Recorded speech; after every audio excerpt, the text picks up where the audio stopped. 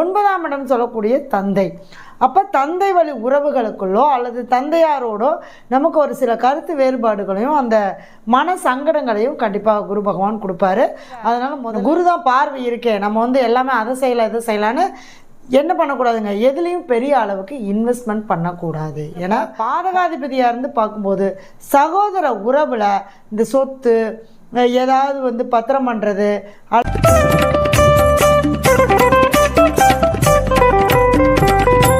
நவகிரகங்களையும் பஞ்சபூதங்களையும் திருச்செந்தூர் முருகப்பெருமானையும் வணங்கி உங்கள் அஸ்ட்ரோ கோமதிமாவின் அன்பான இனிய வணக்கம். இப்போ பார்த்திங்க அப்படின்னா நம்ம கன்னி ராசிக்கு குரு பயிற்சி பலன்கள் பார்க்க போகிறோம். அதாவது குரு பயிற்சி பார்த்திங்க அப்படின்னா மேஷ ராசியிலேருந்து ரிஷப ராசிக்கு குரு பகவான் பயிற்சி ஆக போகிறாரு. 1/5/2024 கன்னி ராசிக்கு நம்ம எப்படி இருக்கோம் அப்படிங்கிறதான் பார்க்க போகிறோம். கன்னி ராசிக்கு 9ஆம் இடத்துக்கு வரார். முதல்ல கன்னி ராசிக்கு குரு பகவான் யார் அப்படின்னு பார்த்தீங்கன்னா 4க்கும் 7க்கும் அதிபதி.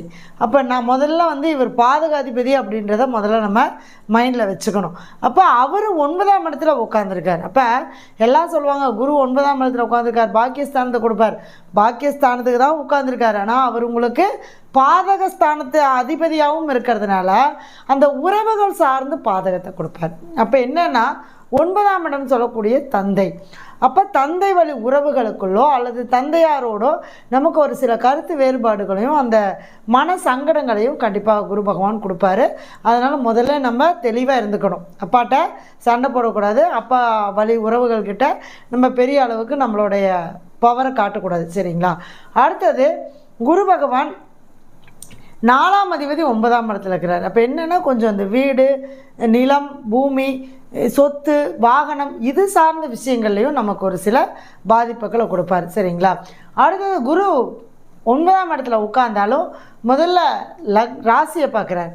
அப்போ ராசியை பார்க்கும்போது என்னென்னா ஆல்ரெடி முதல்ல உங்கள் ராசிக்குள்ளே கேது இருக்கார்.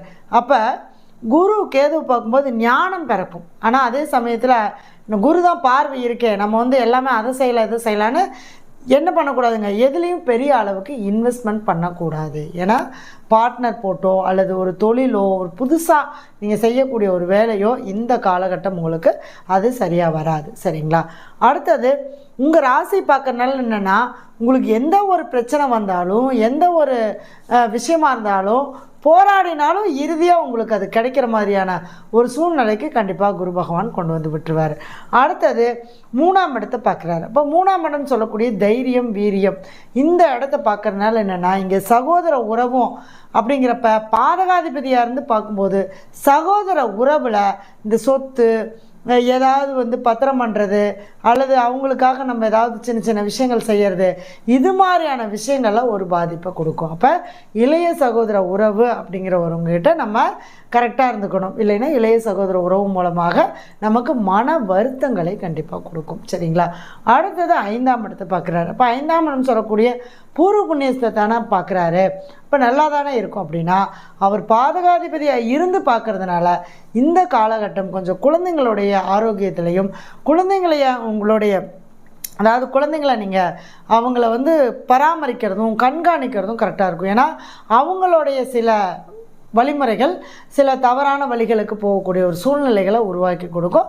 அதையும் நீங்கள் கரெக்டாக அவங்கள கண்காணித்து அரவணைச்சு அவங்களோடு உங்களுடைய டைமை ஸ்பெண்ட் பண்ணி கொண்டு போனீங்கன்னா கண்டிப்பாக அதனுடைய பாதிப்பு உங்களுக்கு வராது.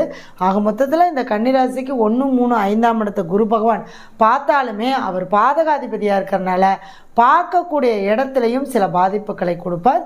கொஞ்சம் நம்ம கவனமாக இருந்துக்கணும். எந்த இடத்துக்கு போகிறதா இருந்தாலும் நம்ம ஒரு பார்ட்னர்ஸ் போட்டு பண்ணுறதோ அல்லது வாழ்க்கை துணைகிட்டையோ அல்லது திருமணம் சார்ந்த விஷயங்கள்லையுமே கூட நம்ம கொஞ்சம் சில ஏமாற்றங்களை நம்ம சந்திக்கிற மாதிரி இருக்கும். அதே மாதிரி குழந்தை பாக்கியம் கண்டிப்பாக கிடைக்குமானா கண்டிப்பாக கிடைக்கும்.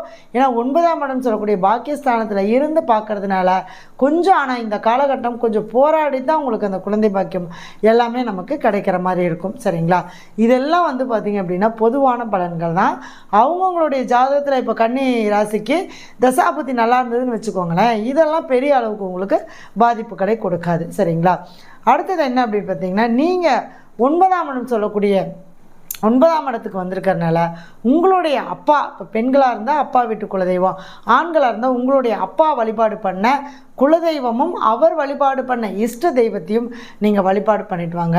அதே மாதிரி பார்த்தீங்கன்னா ஏதாவது ஒரு சித்தருடைய ஜீவ சமாதிக்கு நீங்கள் வாரமோ அல்லது மாதமோ உங்களுடைய ஜென்ம நட்சத்திரம் வர அன்னைக்கும் நீங்கள் போயிட்டு வந்தீங்க அப்படின்னா கண்டிப்பாக ஒரு நல்ல மாற்றம் கிடைக்கும்.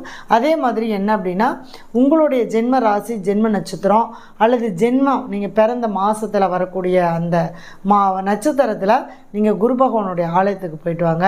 தந்தையாருக்கு செய்ய வேண்டிய காரியங்களை கரெக்டாக செய்யுங்க. அவருக்கு நம்ம சாப்பாடு கொடுக்குறதா இருந்தாலும் சரி, அவரை பராமரிக்கிறதா இருந்தாலும் சரி, இந்த காலகட்டம் நீங்கள் அவர் கரெக்டாக பார்த்துட்டு வந்தீங்கனாலே உங்களுக்கு அந்த பாதகம் சாதகமாக வேலை செய்யும். சரிங்களா? இதெல்லாம் வந்து பார்த்திங்க அப்படின்னா பொதுவான பலன்கள் தான். சரிங்களா? இப்போ வந்து பார்த்திங்க அப்படின்னா இந்த ஆண்டு நம்ம புவி வானவில் ஜோதிட ஆராய்ச்சி மையத்தின் சார்பில் 6வது ஆண்டு மகா குரு பயிற்சி மகா வேள்வியாகவும் நடக்க போகுது.